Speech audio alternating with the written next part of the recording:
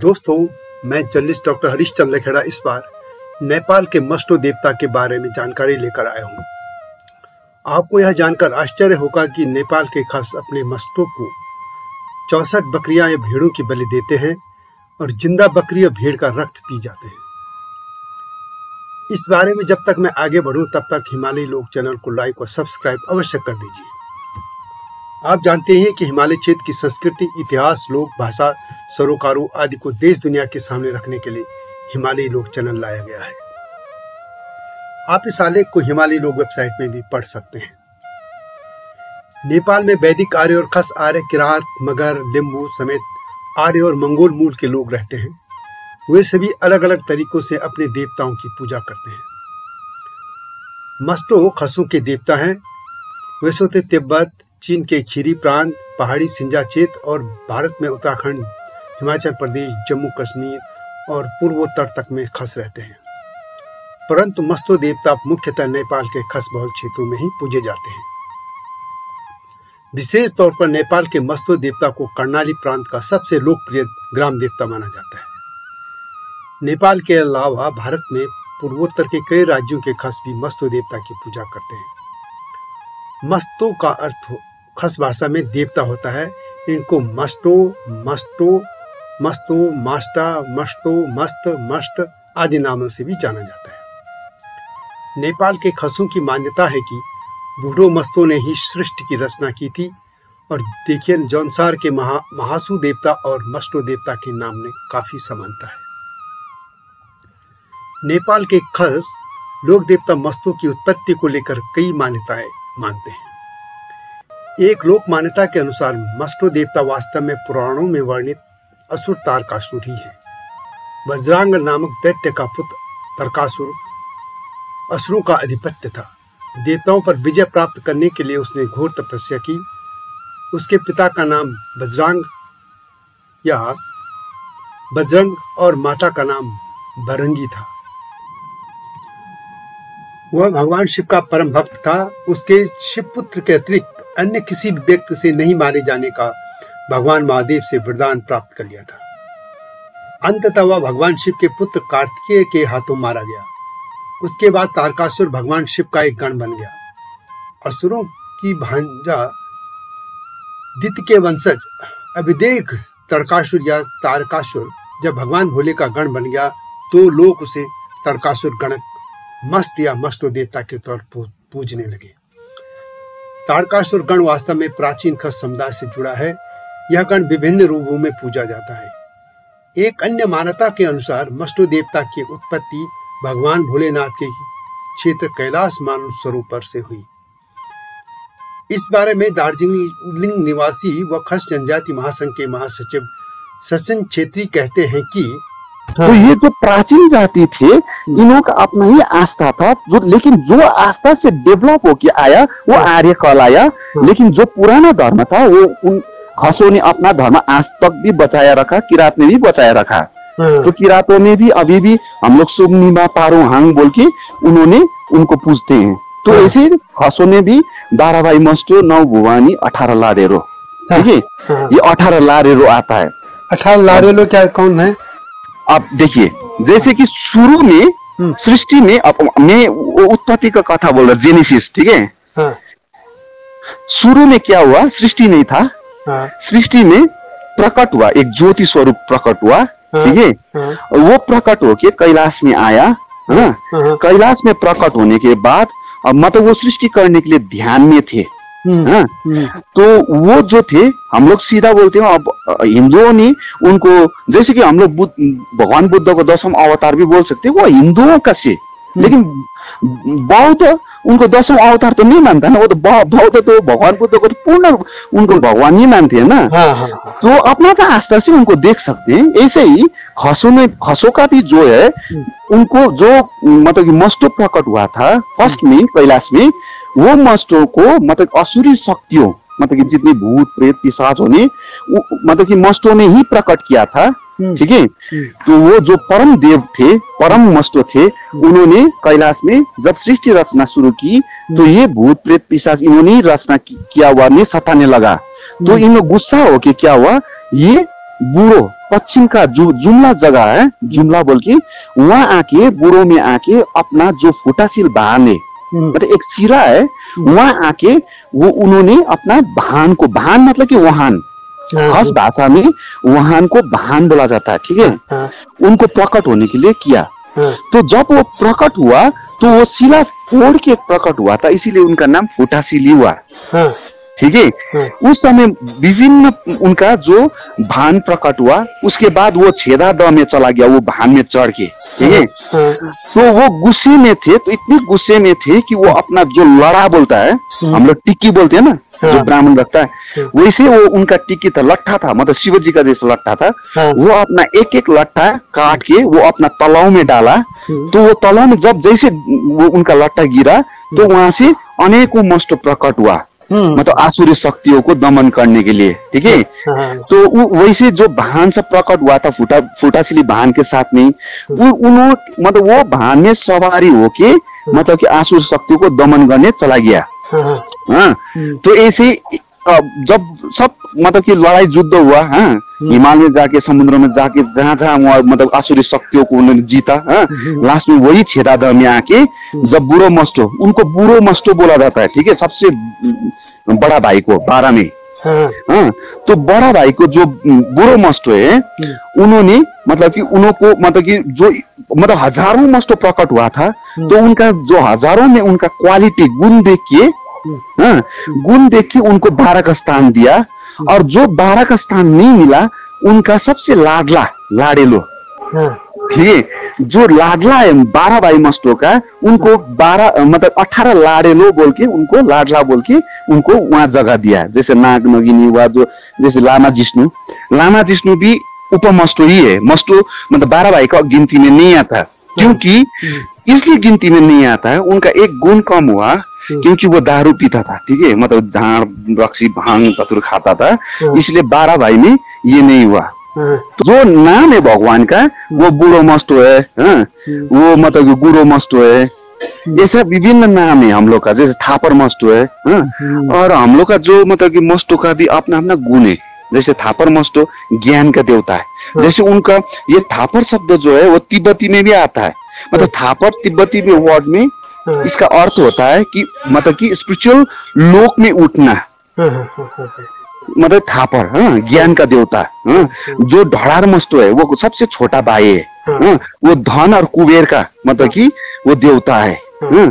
तो ये 12 जो इम्पोर्टेंट है, इनका मतलब जो बहन है वो 9 भुवानी है, ठीक है, मतलब 9 देवी है। इनका मतलब कि ये देवियों का नाम भी वृंदावासिनी, कालिका, मालिका, ढुंगेलनी, पुंगेलनी, जैसे कि आप मतलब कि 9 देवी जो हिंदू में मिलता है, ऐसे ही ये मतलब है, लेकिन थोड़ा सा अलग है। सचिन छेत्री की बात को आगे बढ़ाते हुए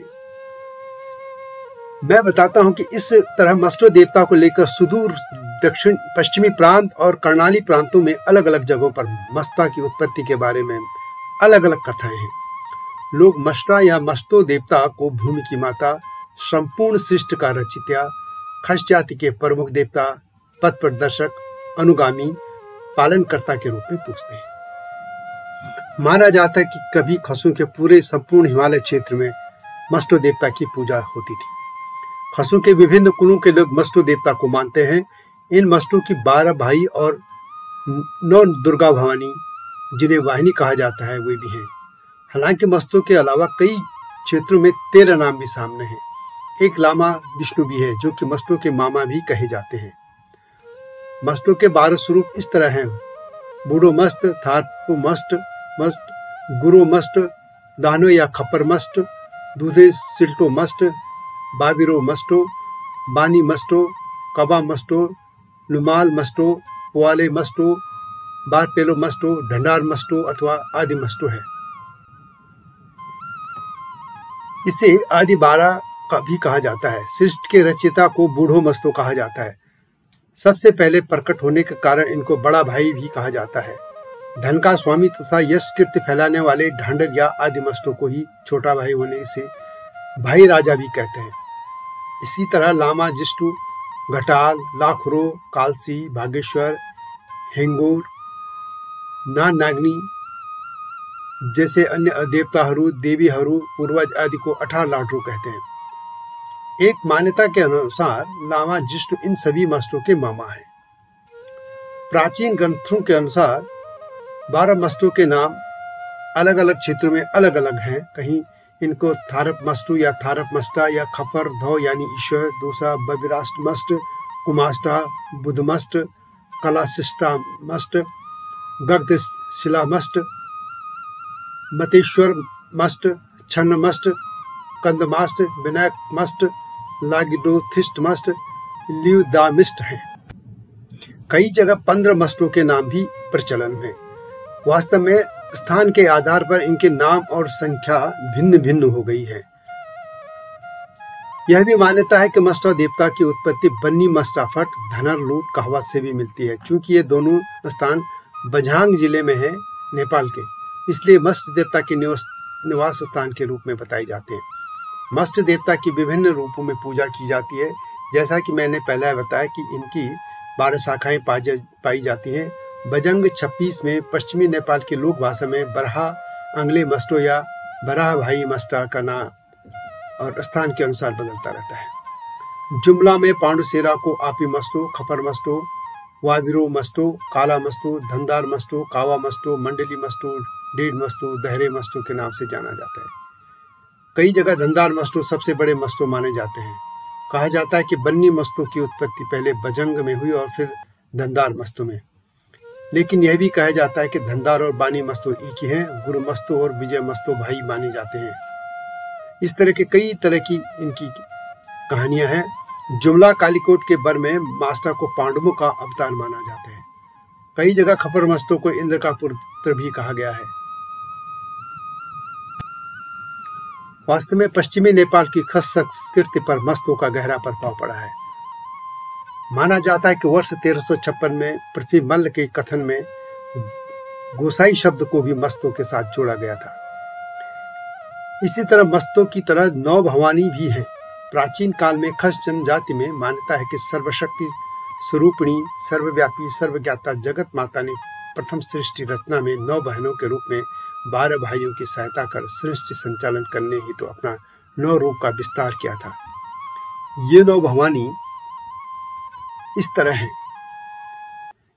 वृंदवासिनी अथवा बुढ़ी बोजू, जिनको बड़ी बहन भी कहा जाता है, कालिका या कनक सुंदरी, बड़ी मालिका या त्रिपुरा सुंदरी, मंदालिनी, दुग्गलेनी या दुल्लेनी या ठिंगग्यालिनी, हिमालिनी, पुग्गेलनी, खेसमालिनी तथा जल्पा।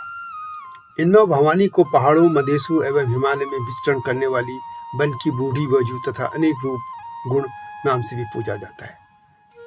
माता का भक्तों में 9 भवानी का विभिन्न रूप से विभिन्न नाम प्रचलित है। मस्तो देवता की मूर्ति काष्ठ की यानी लकड़ी की होती है। खस भाषा में मंदिर को माडो अथवा मांडू बोला जाता है। माना जाता है कि नेपाल की राजधानी काठमांडू की उत्पत्ति भी इसी मांडू शब्द से हुई। काठमांडू भी एक ही पेड़ के काष्ठ से बनी हुई प्रतिमा मूर्ति मानी जाती है। मस्तु पूजा के लिए विशेष 3 प्रकार के धर्म गुरु की आवश्यकता होती है। मूल धामी तथा माडो का प्रमुख पुजारी, दूसरा पाली अथवा ढांगरी अथवा जुथारे पाली, तीसरा भंडारे, खाबा, ढांगरी माडो में भोग लगाने या बलि देने का कार्य करते हैं। मस्तों की पूजा तांत्रिक और वैदिक दोनों विधियों के अनुसार पूर्णिमा के दिन, भाद्र अनंत चतुर्दशी और माघ शीत और जेठ की पूर्णिमा के दिन की जाती है।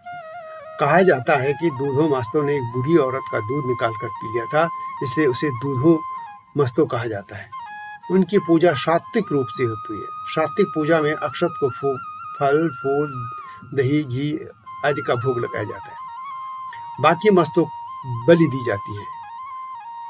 कई मस्तों को 64 बकरियों की बलि दी जाती है। एक को छोड़कर बाकी मस्तों देवता स्वभाव से मांसाहारी है।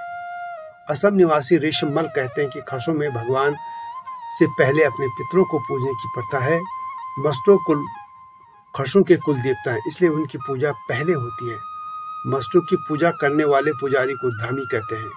दूधों मस्तों को छोड़कर बाकी मस्तों को बलि दी जाती है। जिन लोगों पर मस्तों आकर नाचते हैं वो मुंह से काटकर 300 से 400 तक बकरियों की बलि दे देते हैं। और उन बकरियों का वे रक्त पीते। इस तरह धामी नृत्य कर उनकी तांत्रिक और जादुई तरीके से पूजा करते हैं। बकरी और भेड़ खाने से लेकर घोड़ों की सवारी करने वाले देवता भी समूह में मौजूद हैं। इनमें कुल देवता मस्तो, भवानी, बारहा बंदी गण के रूप में पूजित सभी देवता हैं। वैसे तो पूरे पश्चिमी नेपाल में मस्तों की पूजा की जाती है, लेकिन सुदूर पश्चिम के बझंग, बाजुरा, बैताड़ी, दोती और अछाम जिलों में इसके विशेष मेले और धूमधाम और परिस्थिति के अनुसार इनकी पूजा की जाती है। भगवान इंद्र की पत्नी सची को मंडलिनी कहा जाता है। इन मंडलिनी को याद करते हुए इसे अछाम में मस्तो मंडली और मस्तो मुदालिनी भी कहा जाता है। देवता मस्त रूप से एक सात्विक देवता है, जिन्हें शिव का एक हिस्सा माना जाता है, जो शांत, दयालु, क्षमाशील और जल्दी खुशी देने वाले हैं और खुश होने वाले हैं। हालांकि मस्तों के कई स्वरूप को रक्त बलि देना की प्रथा है। वे माँ दुर्गा भवानी के करीब रहते हैं और इसलिए समझा जाता है कि उन्हें रक्त बलि दी जाती है। इस तरह मत्स्य देवता की पूजा कहीं शिव के रूप में, कुछ स्थानों पर इंद्र के दामाद के रूप में की जाती है। कहीं न कहीं इसे प्रकृति के प्रतीक के रूप में पूजा जाता है। मस्तों देवता की पूजा को मस्त पूजा या दिवाली भी कहते हैं। जैसे कि मैंने पहले कहा, मस्तों दो तरह के हैं। इनकी पूजा दो तरह से होती है। दूध मस्तों, इन्हें बलि नहीं दी जाती है। दूधे मस्तों के अलावा अन्य मस्तों के पंथ में बकरियों की बलि दी जाती है और भेड़ों की भी। जिन पर मस्तों नाचते हुए बकरी भेड़ का खून पी जाते हैं, वे खुद ही बकरी भेड़ को दांतों से काटते हैं। बकरी को काटने के बाद और बकरी और भेड़ को अपनी बाहों में लेकर वे बारी बार से खून पीते हैं और मुख्य धामी मंडल के चक्कर लगाते हैं। सफेद वस्त्र धारण किए हुए मस्ता के 12 भाई गाय की पूंछ यानी चम्मर, घंटी और झंडा हाथ में लिए नृत्य करते हैं। भाई मस्ता के नाम का पाठ करते हैं और प्रांगण में वाद्य यंत्र बजाते हुए नृत्य भी करते हैं। इस प्रक्रिया में जब वह पूजा के लिए बलिदान किए जा रही बकरियों का खून पीते हैं तो उनके सफेद कपड़े खून से लाल हो जाते हैं। धामी जब एक बकरी के खून से सिर पर छिड़कते हैं तो वो खुश हो जाते हैं। बलि के बकरे को काटने वाले को धामी धापी कह देते हैं। बकरी को काटने के बाद उसका खून पीते हुए उछलते कूदते नाचते धामी मंडप का चक्कर लगाते हैं। बलि के बकरे का मांस वे सभी लोग मिलकर खाते हैं जो भेंट को रूप में वहां गए हैं। इस पूजा में 9 वाहिनी मलिका, बाप, भाई मस्ट, 18 दैनी मसानी, भूत पिचासों की भी पूजा की जाती है और वहाँ नारियल पूजा या उनको प्रथा उसको चढ़ाने की भी है। मूल देवता के मंडप का द्वार लेकर नारियल काटा जाता है। जब भी यह पूजा होती है तो खुद समाज के और उनके परिवार के सभी सदस्यों के लिए 3 साल के अंतराल पर इकट्ठा होने की प्रथा है। देवताओं की पूजा करने की तांत्रिक प्रथा अपनी संपूर्णता में प्रकट होती है। इस तरह आज भी नेपाल में मस्तो देवता की बलि दी जाती है और वह भी मुंह से काट के उस बकरे की बलि या भेड़ की बकरी की जो बलि दी जाती है वह अद्भुत है। तो दोस्तों, यह थी नेपाल के खसों के कुल देवता मस्तों की गाथा। और यह वीडियो आपको कैसी लगी कमेंट में अवश्य लिखें। हिमालयी लोग चैनल को लाइक और सब्सक्राइब करना न भूलना। इसके टाइटल सॉन्ग हम पहाड़ों को ओला को भी सुन लेना, मेरा ही लिखा है और इसी चैनल में। अगली वीडियो का इंतजार कीजिए। तब तक जय हिमालय, जय भारत।